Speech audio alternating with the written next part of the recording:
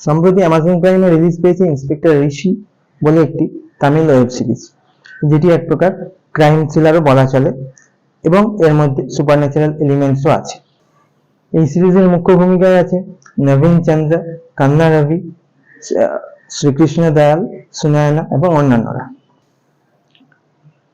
তামিলনাড়ুর কোয়েম্বাটোরের কাছে থেনকাডু অঞ্চলে একের পর এক রহস্যজনক মৃত্যু ঘটতে থাকে এবং এই সবগুলো মৃত্যুই ঘটে জঙ্গলের মধ্যে, অর্থাৎ থেনকাডু অঞ্চলের ফরেস্টে, এবং একই পদ্ধতিতে। তো এর পেছনে কি রহস্য, সেই রহস্যের তদন্ত করতে আসরে নামেন ইন্সপেক্টর ঋষি, এবং সে ইন্সপেক্টর ঋষির সাথে যোগ দেন সেই অঞ্চলের লোকাল দুজন পুলিশ অফিসার, চিত্রা এবং আয়নার, এবং ফরেস্ট রেঞ্জার সত্য এবং ক্যাথরিন। তো এই মার্ডারগুলোর পেছনে বা এই মৃত্যুগুলোর পেছনে দুরকম কারণ মনে করা হতে থাকে। ইন্সপেক্টর ঋষি বিশ্বাস করতে থাকেন এগুলো সিরিয়াল কিলিং, কিন্তু গ্রামের অঞ্চলের, অর্থাৎ সেই অঞ্চলের থেনকাডু অঞ্চলের লোকেরা মনে করতে থাকে যে এই সমস্ত হত্যা করছে বানারিচি, অর্থাৎ বনের আত্মা যাকে বলা, অর্থাৎ বা যে বনের যে দৈবিক শক্তি, যে বনদেবী এক প্রকার, তো সেই এই লোকেদের মৃত্যু ঘটাচ্ছে। তো কি এই রহস্য, সেটা জানতে গেলে এই সিরিজটা পুরোটা দেখতে হবে। এবার সিরিজটার কথা যদি বলি, যে সিরিজটা কিন্তু বেশ ইন্টারেস্টিং, একটা নতুন ধরনের কনসেপ্ট এবং কিছু গুরুত্বপূর্ণ মেসেজও এই সিরিজটা দেয়। 10টা এপিসোডের সিরিজ, প্রত্যেকটাই 40-50 মিনিটের কাছাকাছি এর লেন্থ, কিন্তু যেটা মনে হয়েছে যে সিরিজটা যত শেষের দিকে যেতে থাকে এটাকে টেনে বড় করা হয়েছে বলে মনে হয়, কারণ 7, 8, 9, 7 নম্বর, 8 নম্বর, 9 নম্বর এপিসোড এর মধ্যেই সিরিজটা শেষ হয়ে যাওয়ার কথা, কিন্তু সেখানে লাস্ট এপিসোড অর্থাৎ 10 নম্বর এপিসোডটা 1 ঘন্টার হয়। তো অনেকটাই বড় করা হয়েছে। তার কারণ হচ্ছে যে এই সিরিজটা যখন শুরু হয়, তো সিরিজটা যখন শুরু হয় তখন কিন্তু এটার অ্যাপ্রোচ থেকে মনে হচ্ছিল যে এটা বোধহয় কোনো ফিল্ম, অর্থাৎ 2-3 ঘন্টার ফিল্মের মতন এর অ্যাপ্রোচটা ছিল। তারপরে আস্তে আস্তে যত ঘটনা এগোয় তত কিন্তু এটা একটু স্পিড স্লথ হয়ে যেতে থাকে, কারণ এদের ক্যারেক্টারগুলোর বিভিন্ন ব্যাক স্টোরি দেখানো হয় এবং আরো কিছু জিনিসপত্র যেগুলো এই মূল যে ঘটনাটা তার সঙ্গে সম্পর্কিত নয়। তো সেই জিনিসগুলো দেখাতে দেখাতে এটার লেন্থ কিন্তু অপ্রয়োজনীয়ভাবে বেড়ে গেছে বলে মনে হচ্ছে। তো এই সিরিজটা প্রথম যে এপিসোডটা শুরু হয়, তো প্রথমে আমরা দেখতে পাই যে কোয়েম্বাটোরের 20 বছর আগে একটা ঘটনা, যে সেখানে একটা গুহার মধ্যে, সেখানে যে প্রত্যন্ত গ্রামের কিছু লোক সেই গুহার মধ্যে এই বনরিচি বলে যে দেবী বা যে দৈব শক্তিকে এরা বলছে, তার মূর্তির সামনে বিশাল গুহার মধ্যে আগুন জ্বালিয়ে তার মধ্যে ঝাঁপ দেয়, অর্থাৎ মাস সুইসাইড যাকে বলে। তারপরে কাট টু প্রেজেন্ট টাইম, এখন এই মৃত্যুর ঘটনাগুলো ঘটছে। তো এই ঘটনার সঙ্গে 20 বছর আগের ঘটনার কি সম্পর্ক সেটা আমরা দেখতে পাই একদম লাস্টে, এবং আরো অনেকগুলো টুইস্ট বেরিয়ে আসতে থাকে।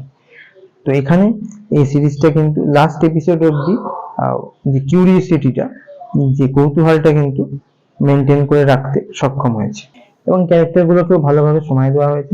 সমস্ত ক্যারেক্টারেরই একটা করে ব্যাক স্টোরি রাখা হয়েছে, বিল্ড আপ ভালো আছে, এবং কিছু ভিজুয়াল যেগুলো লোকাল যে নেচার, মানে তামিলনাড়ুর যে বিভিন্ন ভিজুয়াল গুলো, যে প্রাকৃতিক দৃশ্যগুলো, সেগুলো বেশ ভালো লাগে। ক্যামেরা ওয়ার্কও বেশ ভালো, তবে ভিএফএক্স টা কিছু জায়গায় কমজোরি মনে হয়েছে।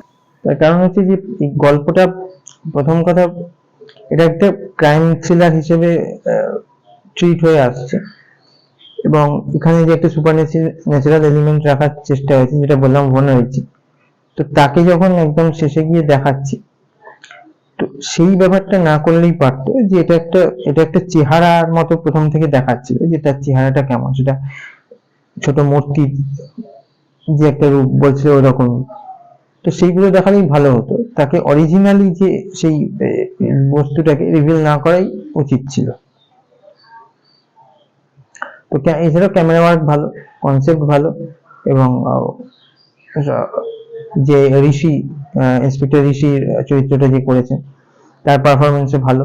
তার একটা চোখে ডিফেক্ট, মানে একটা চোখ আর কি এনকাউন্টারের সময় নষ্ট হয়ে যায়, তো সেটা তার একটা লাইফের চ্যালেঞ্জ, সাথে তার ব্যাকআপ স্টোরি আছে। তো সকলের পারফরমেন্স ঠিকঠাকই লেগেছে। সিরিজটা যেটা লাস্টে অব্দি যেটা বলার চেষ্টা করছে যে এই বনের গুরুত্ব, অর্থাৎ যে বন জঙ্গল, যে প্রাকৃতিক সম্পদের যে গুরুত্ব, সেগুলো বিভিন্ন চোরাকারবারি। তো লাস্টে গিয়ে আমরা দেখতে পাই যে বিভিন্ন এই যে লোকগুলো যে মারা যাচ্ছিল তারা কিন্তু এক একজন করাপ্টেড লোক ছিল, এবং তারা এই জঙ্গলেরও বিভিন্নভাবে ক্ষতি করার সঙ্গে সম্পর্কিত ছিল। তো এটার মধ্যে দিয়ে একটা মেসেজ দেওয়ার চেষ্টা হচ্ছে যে প্রাণীজ সম্পদ, বিভিন্ন বন সম্পদের গুরুত্ব, যেটা একটা ভালো দিক। কারণ এখানে এখন মানে বেসিক্যালি এটা হয়ে এসছে সবসময় যে চোরা শিকারী বিভিন্ন জিনিসপত্রগুলো, তো সেটা নিয়ে একটা মেসেজ দেওয়ার চেষ্টা হয়েছে।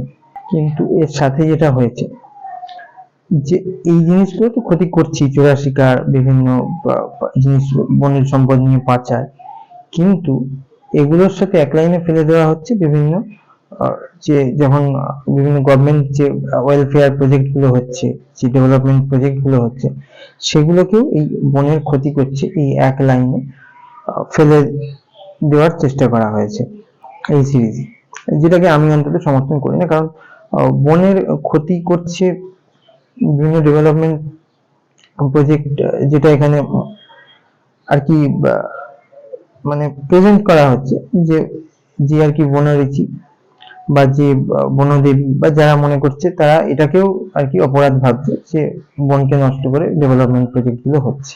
তো এই ক্ষেত্রে সেটা সম্পূর্ণ ঠিক নয়। কারণ হতে পারে বিভিন্ন সময় বিভিন্ন ভুল ডিসিশন হতে পারে, কিন্তু তার মানে এই নয় যে সমস্ত ডেভেলপমেন্ট প্রজেক্টই বন জঙ্গলের বা প্রাণীজ বা প্রাকৃতিক সম্পদের ক্ষতি করছে। কারণ ডেভেলপমেন্ট প্রজেক্ট দরকার, এবং আমাদের দেশের যারা বাকি ইঞ্জিনিয়ার, যারা রিসার্চার আছে, তারা এতটাও আর কি বোধবুদ্ধিহীন নয় যে কোনটা করলে বনের প্রকৃতির ক্ষতি হতে পারে, যে তারা না জেনে শুনে বা কোনো রকম গবেষণা না করে এই সমস্ত কাজ চালু করে দেবে। তো এটা আর কি এক লাইনে ফেলে দেখানোটা ঠিক হয়নি। আর একটা হচ্ছে যেটা দেখিয়েছে যে একটি যে পুলিশ অফিসার চিত্রা, তাকে এখানে আর কি সমকামী ক্যারেক্টার হিসেবে দেখিয়েছে। তো এই জিনিসটা দেখিয়েছে ঠিক আছে, কিন্তু এই জিনিসটার সাথে যে এই পুরো জিনিসগুলো ঘটছে সেগুলোর ডাইরেক্ট কোনো সম্পর্ক নেই। তো এটা বেসিক্যালি সেই এজেন্ডাগুলোকে গ্লোরিফাই করার জন্যই দেখিয়েছে। তো যার ফলে এটাকে ওই প্রথমে যেটা বললাম যে কিছু অপ্রয়োজনীয় জিনিস দেখিয়ে এটাকে লেন্থ বড় করে দিয়েছে, তো সেটাই হয়েছে। তো এই দুটো নেগেটিভ জিনিস। এছাড়াও আরেকটা যেটা কাজ এরা করতে পারতো কিন্তু করেনি, সেটা হচ্ছে যে বনরুচি যেটা বলা হচ্ছে তার একটা হিস্ট্রি দেখাতে পারতো, এই অপ্রয়োজনীয় জিনিসগুলো না দেখি যে এই বনরুচি কনসেপ্টটা কিভাবে এলো, কোত্থেকে এলো, তো সেটা দেখাতে পারতো, কিন্তু এখানে দেখায়নি। সেটাকে একটা জাস্ট সুপার ন্যাচারাল এলিমেন্টস হিসেবেই রেখে দিয়েছে। তো এটা সিজন 1 হয়েছে, দেখা যাক সিজন 2 তে আসে কিনা বা কিছু দেখায় কিনা।